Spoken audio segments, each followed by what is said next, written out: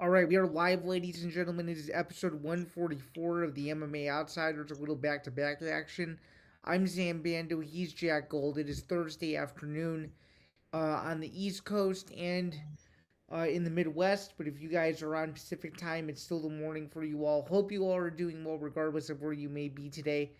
Jack, how are you, and how is the end of your week looking, if you will?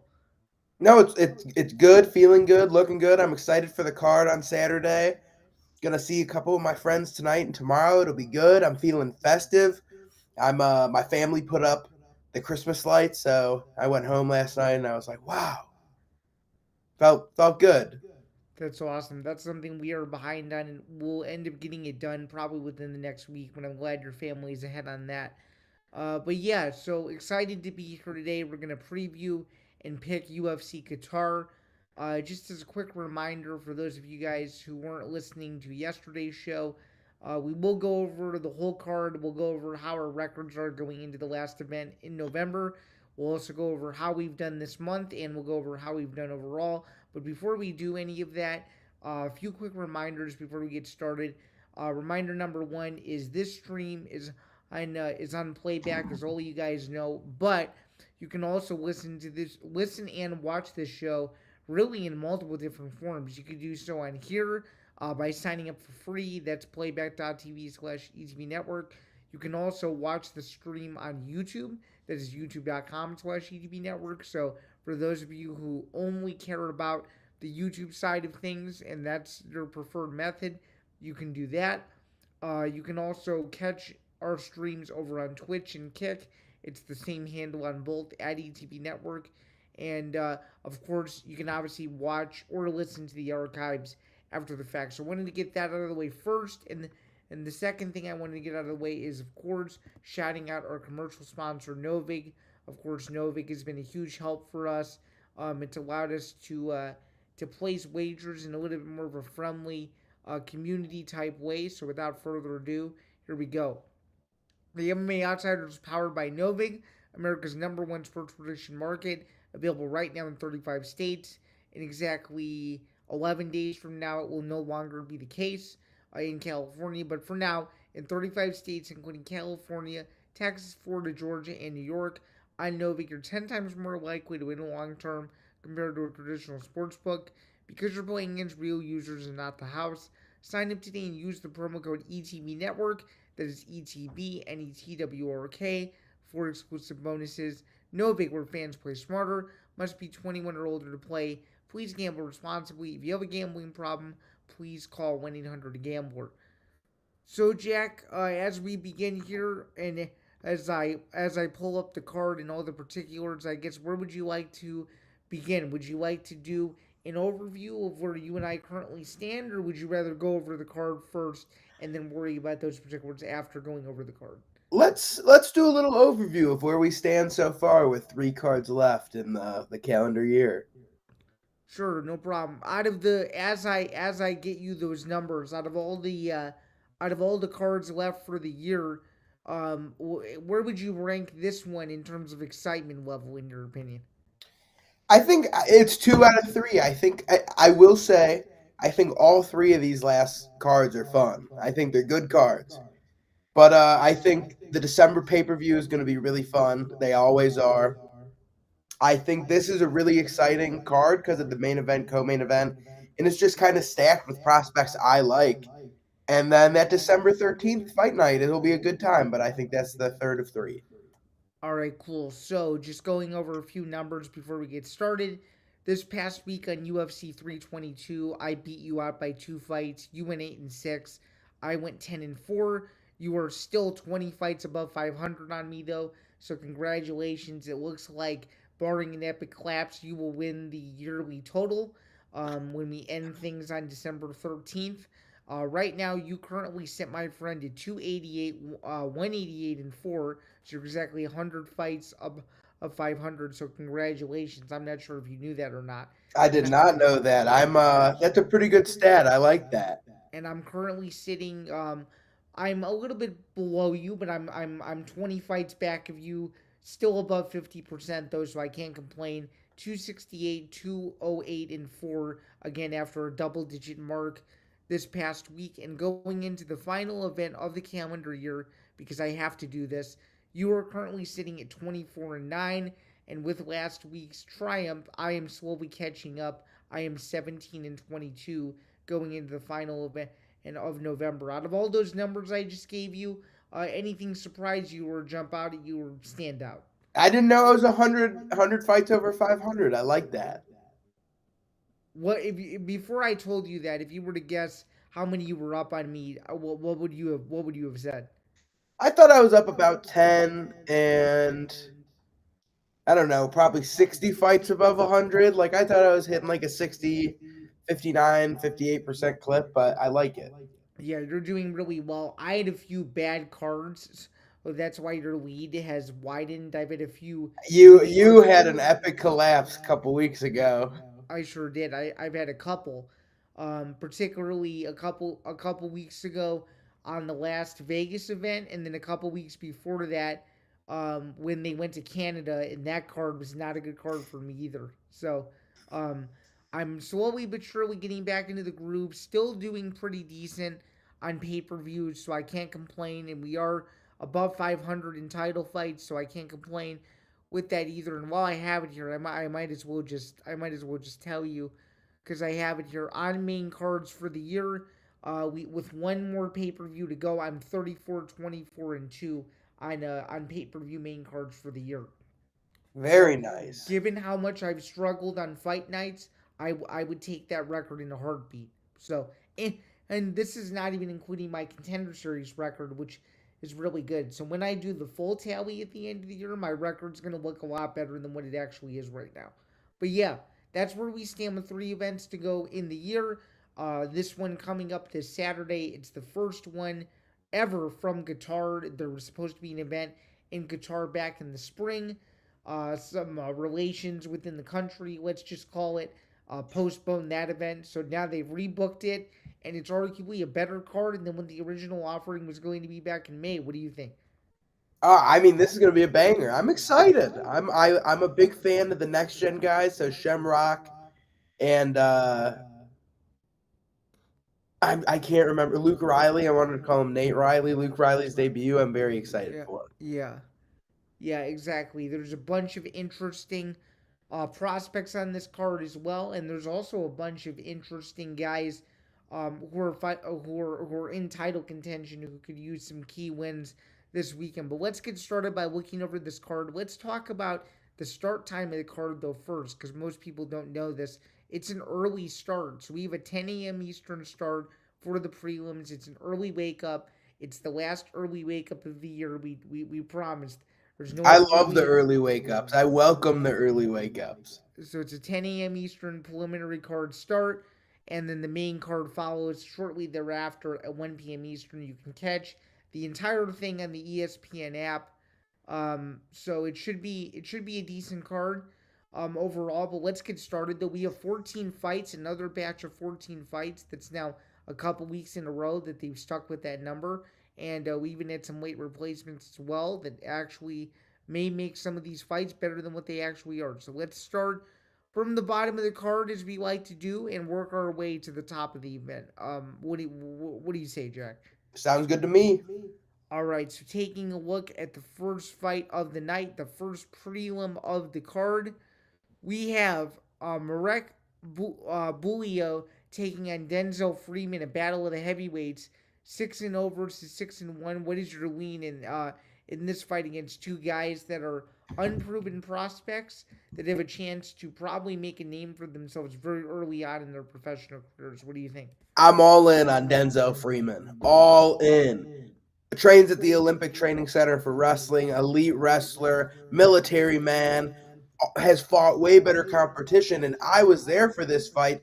He is the one and only loss of Stephen Asplund, the contender who won on Contender Series this year, has a fight on that December 13th fight night, and he finished him. He made that look easy. So I think Merrick has not been tested, and I think Denzel Freeman's going to get the job done, and I think it's going to be submission. We're gonna have to disagree here. I like Bulio to stop the hype train of Freeman, but I could very well see myself being wrong. I think it's one of those fights where obviously the better version of whichever guy is going to come out and win. So I could see this going either way.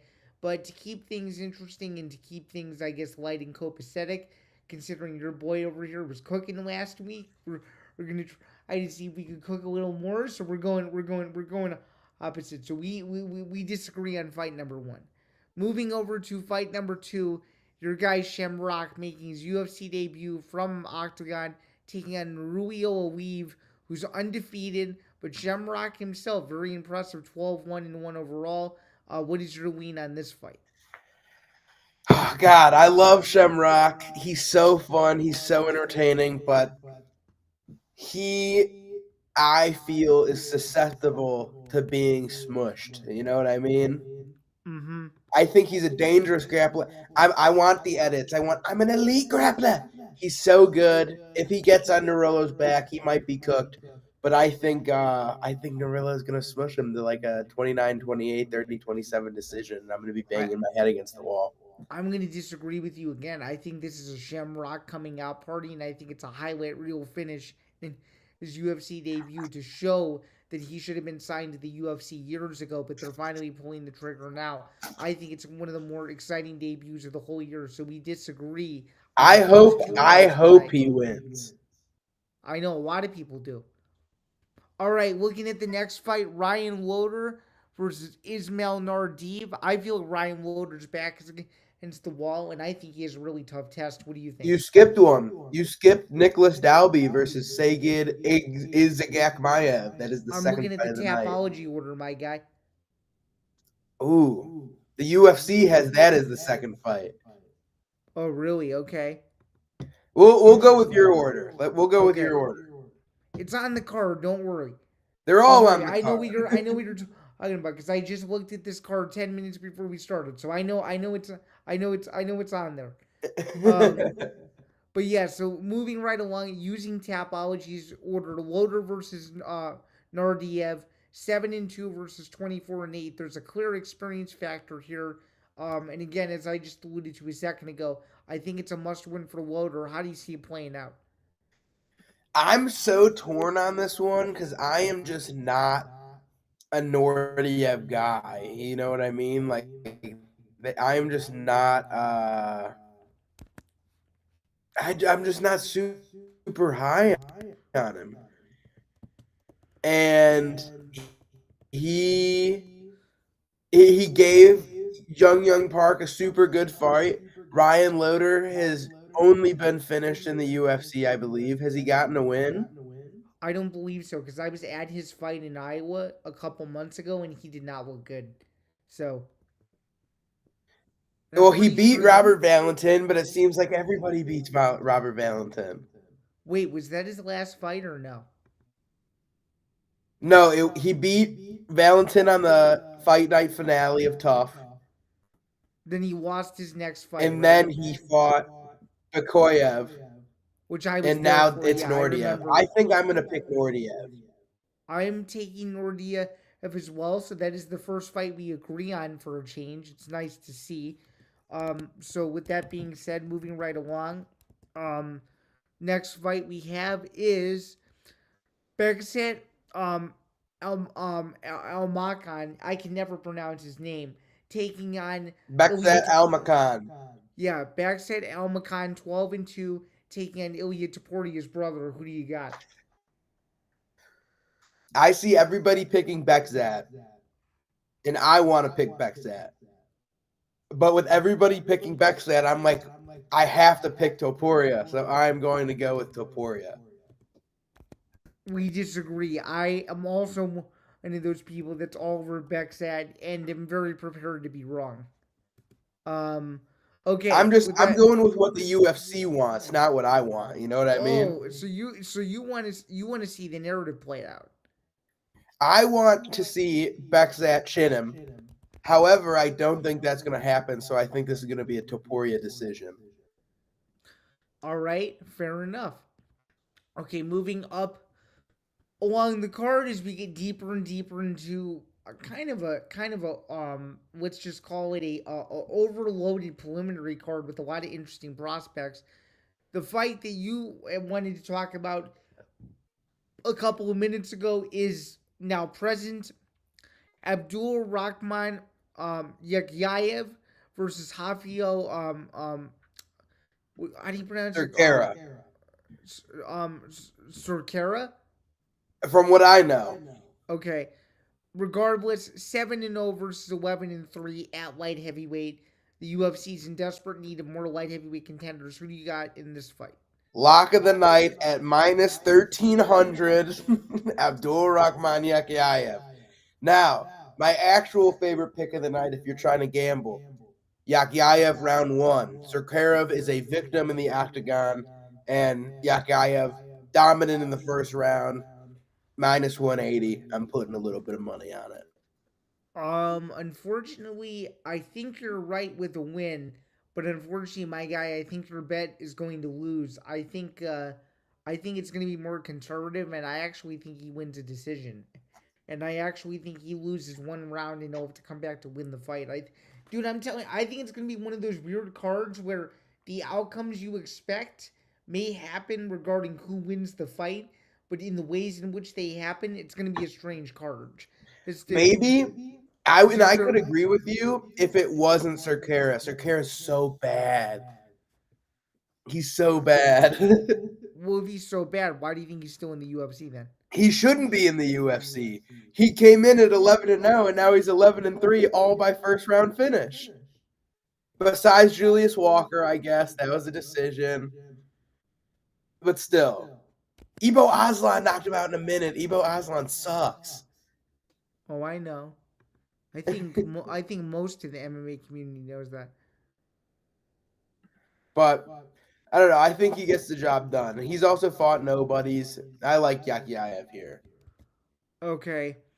Moving on now to the next fight of the night. It gets a little bit more interesting as we get deeper and deeper on the prelims, as I sort of alluded to a second ago. We're looking at Alex Perez versus Alisu Almabayev. I think, honestly, and this isn't to be disrespectful towards the flyweights, this is actually a compliment. If this was at the Apex, I could have very well seen this be a headline fight because that's just what the UFC likes to do. Nonetheless, it's on the undercard of a deeper card from Qatar. Who do you got in this fight? You're so right, by the way.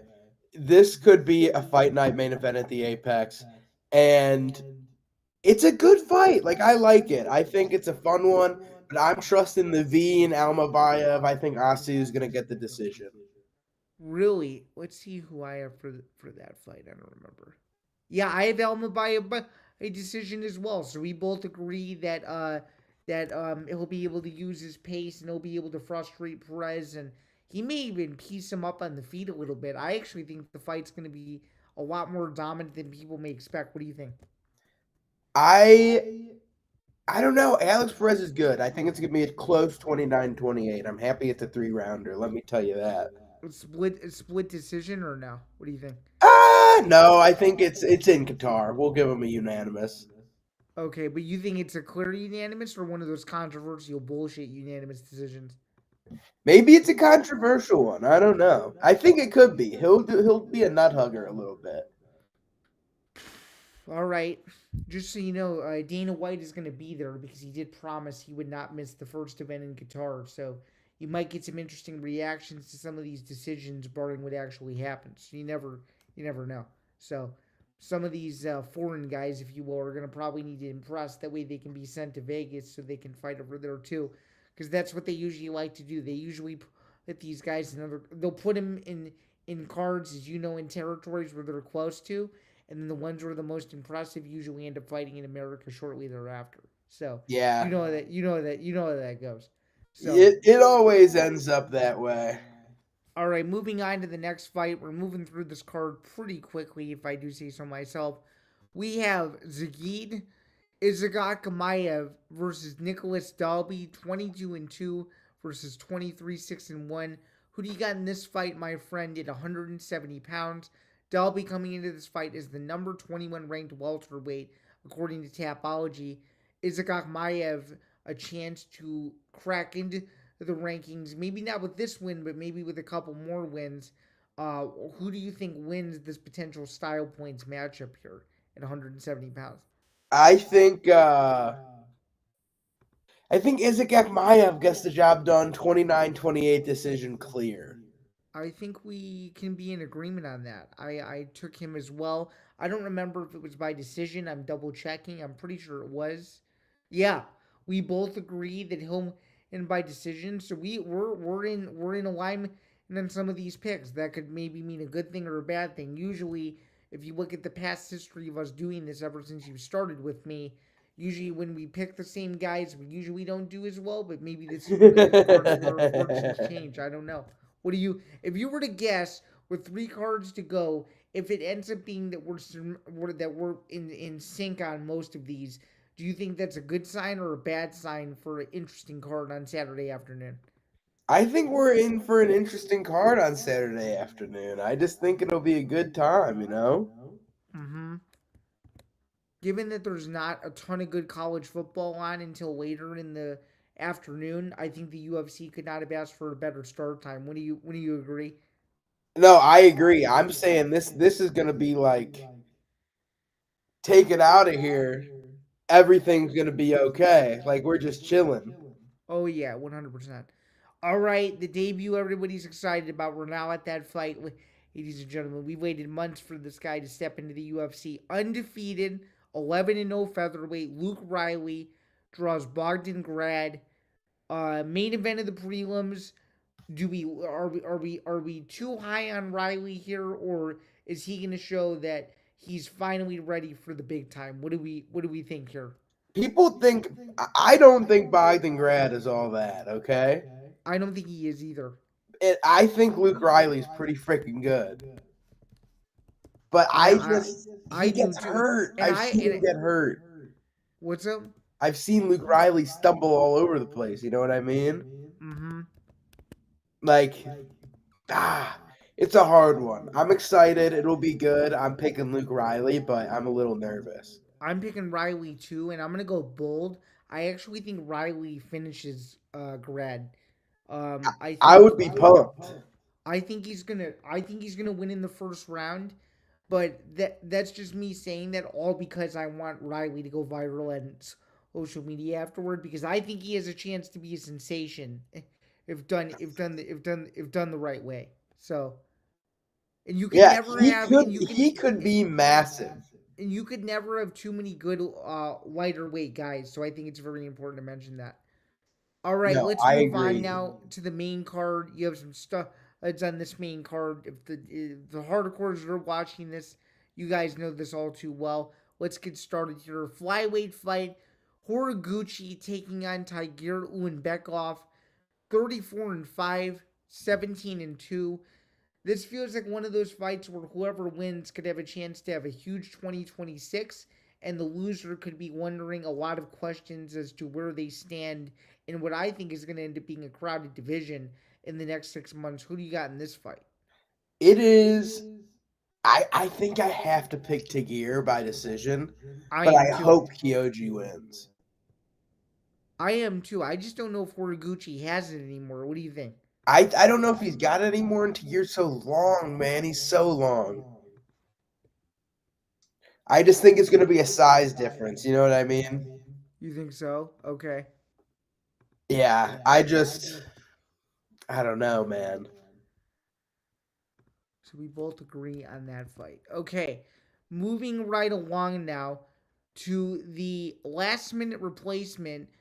He's taking his second fight in almost 3 weeks. Waldo Cortez Acosta steps in on short notice to fight Shamil Gaziev.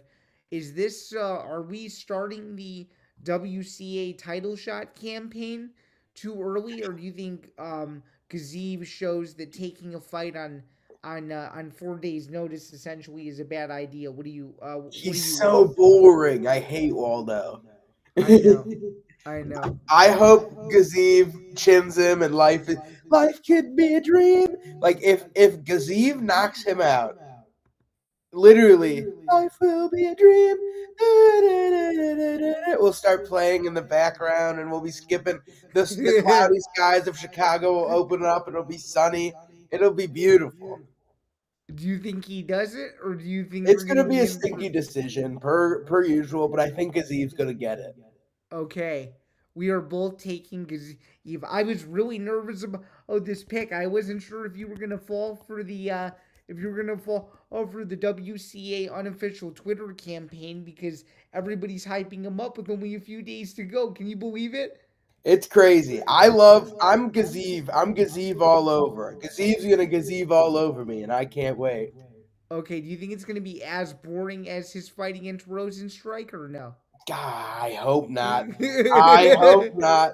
I think I had to mention that because you this is gonna know, be Gazeev versus Tommy Peterson. You know what I'm saying? yeah, Dink. yeah. That fight was terrible too. Hey, until he chinned him silly. That's true. That is very true. Till Good he point. All chinned right. him silly. Moving on up the main card, it gets a little bit more stacked as we get closer and closer to the main event. Jack Hermanson taking on the always dangerous McTelbick, or by 24-9 versus 14-2-1. I think Hermanson's on his last leg here. I think they're using Orabai to try to get Hermanson out of the rankings. What do you think? It's just a weird fight where like Orobai's a lightweight, Hermanson's a middleweight. They're meeting at 70, and we'll see what happens. But it's gonna be an interesting one, man. Who you taking, Jack? I'm gonna take Hermanson. Okay. I think Hermanson's gonna jab him up. Any particular reason? I think it's gonna be such a size difference. I think Miktabek. I think Hermanson's a really good grappler. He's a good grappler. We saw Rebecca taking Orabai down, and if Rebecca, who's 5'8", who's been getting beaten up like crazy, can beat Orabai, I'm gonna think that a middleweight top contender can also do it. I'm gonna disagree, and I'm gonna take Orabai here. I think this is coming out party. Him beating a huge name in Hermanson, a guy that's been in the mix for years. I think it's one of those fights where, as long as he doesn't make dumb mistakes, he'll win. That's what the that's what But I he's a think. caveman. He's bound to. No, I know. I'm aware. I'm fully prepared for him not to be prepared. If that makes any remote sense at all. No, it So makes sense to me. so I don't know how I see that. I just know that I don't think the fight will be as entertaining as what people are making it out to be. I will All be right, back in 20 seconds. My dog has locked him in my mom's room, and I can hear him crying. no problem. Continue on with the picks, Mr. Bando. We'll do it. So moving right along, second to last fight from the co-main event. Volkan Ozdemir 20-8 taking on Alonzo Menifield, number 10 versus number 19, courtesy of Tapology. Let's take a look at Ozdemir here.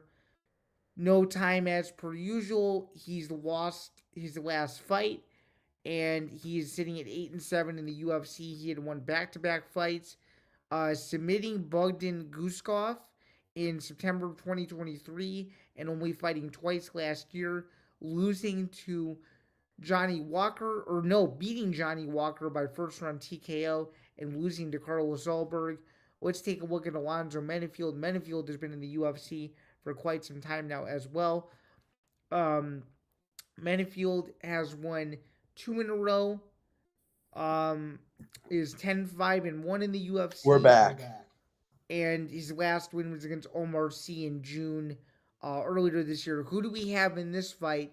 Do we have Menifield, or do we have the always interesting, always entertaining, and always I guess always unexpected Volkan Ozdemir? Who do you got? This is one of my locks. I think Uzdemir is going to give Alonzo Menifield the work. Really? I'm picking Uzdemir. Okay. And how quickly do you think he wins, Jack?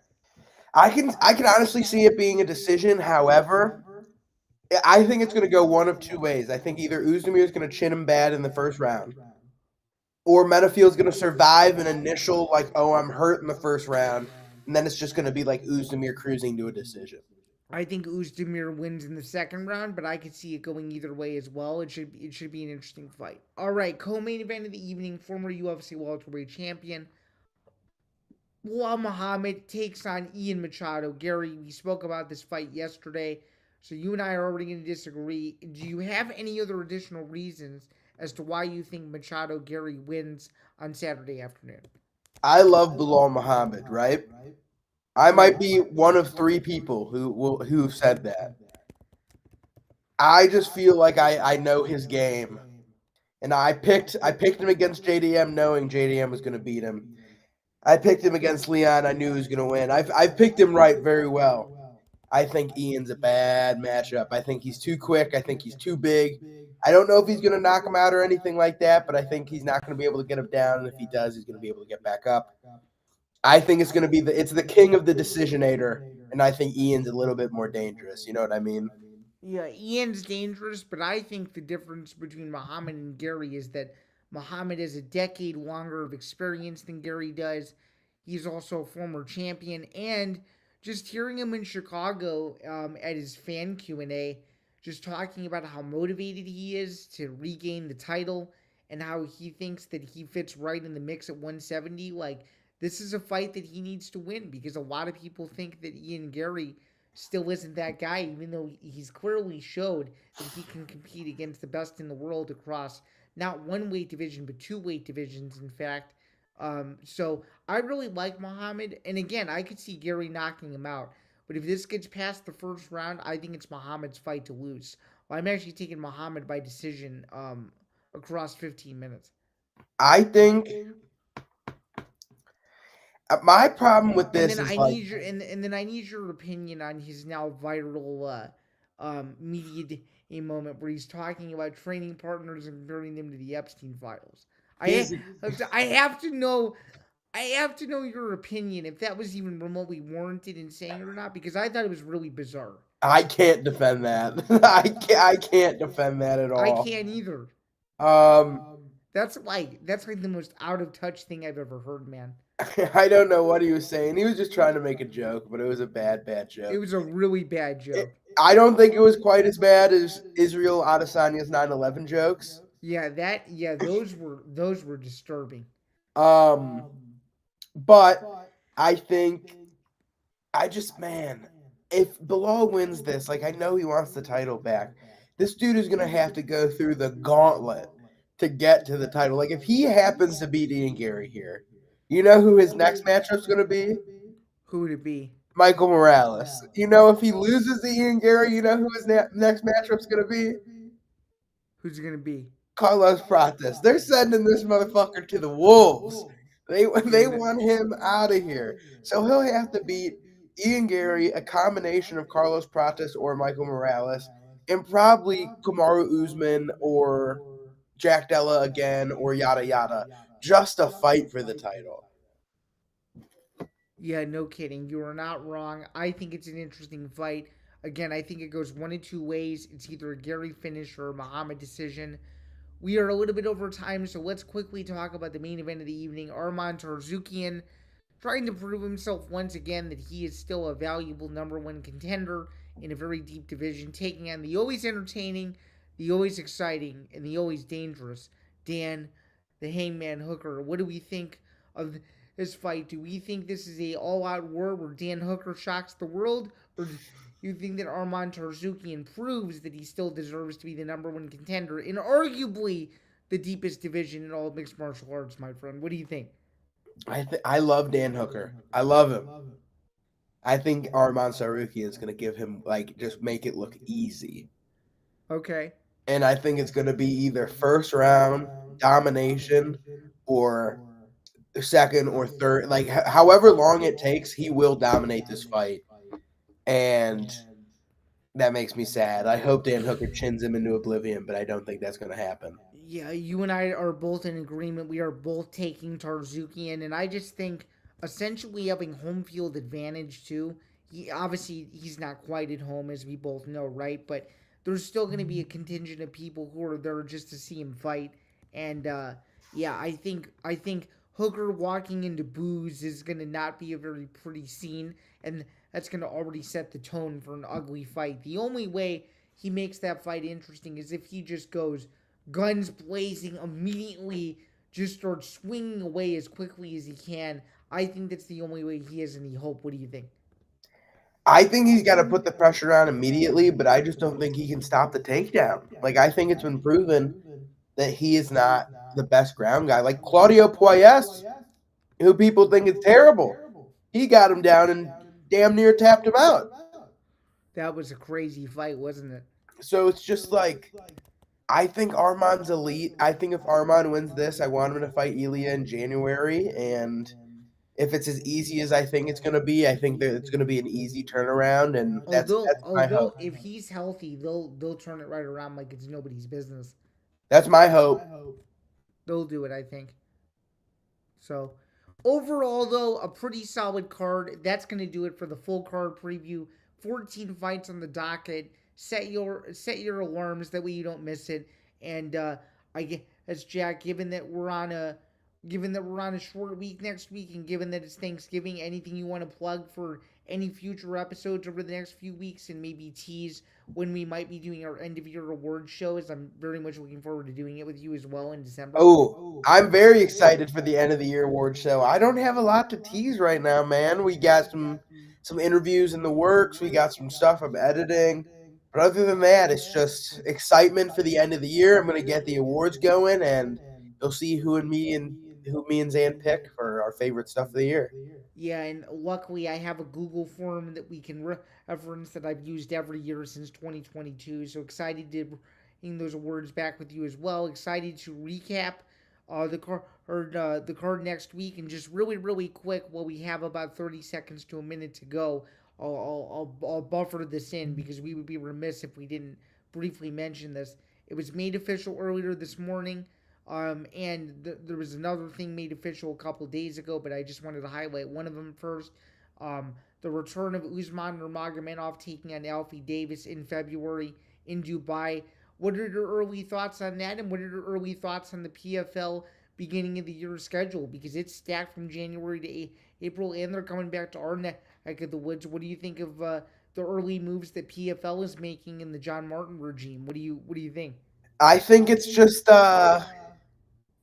I'm excited to be able to cover another show and go out, and I love PFL. They treat Chicago very well, but And they treat us well too. That's yeah, for they sure. treat us very well, and I just think it's one of those things where it's Bellator 2.0 now. You took away the one thing that made you unique, and not saying it was good or bad, but now it's just another fight league. Yeah, I mean, are you excited to see Usman though? I'm very excited for that fight. I've listen, call me crazy. Archie Colgan looks a little pale in that poster. I don't understand. This is two fights in a row that was supposed to be a number one contender or title fight. Winner gets a title shot fight for Archie Colgan, and they've just pushed him to the side once again. And I'm not a huge fan of that, but I like Alfie Davis. There's nothing against him. I think it'll be a good fight, but I think Usman will get the win. Early predictions. I think so too. And do you think he's one or two fights away from making the jump to the UFC? Because I could easily see it by the end of the year. What do you think? I think it depends on what's going on with his contract. He has to finish his contract. They fight so little. So who knows if he's fighting once this year? Who knows if he's fighting twice, three times? Like I have no idea. So we'll have to see how 2026 plays out. More crazy stuff has happened. Like who thought Aaron Pico was going to be in the UFC at this point last year? I don't think anybody would have expected that. So you never know. Nonetheless, though, that's going to do it. It's another edition of the MMA Outsiders in the books. He's Jack Gold. I'm Stan Bando. We will be back on a slightly more of a normal schedule, except we will make sure that we will make sure that Thanksgiving is kept in mind. So stay tuned for what our schedule will look like for next week. But until We're next doing a week, show during Thanksgiving dinner at 6 p.m. on Thursday. it'd be a very interesting show. Thankfully, we don't have to do that, considering that the PFL totally changed its structure. Because if they hadn't, then I would say yeah, we might have to. But because they moved the World Tournament back to the summer a couple years ago, we don't have to do that anymore. It's strange times we're living in, my friend. Very strange times. No, So I'm happy and excited for the holidays. for sure, I think all of us are. But nonetheless, though, that's gonna do it for another edition. Have a good rest of your day, playback community, and we will see you guys soon. Have a good one. Deuces.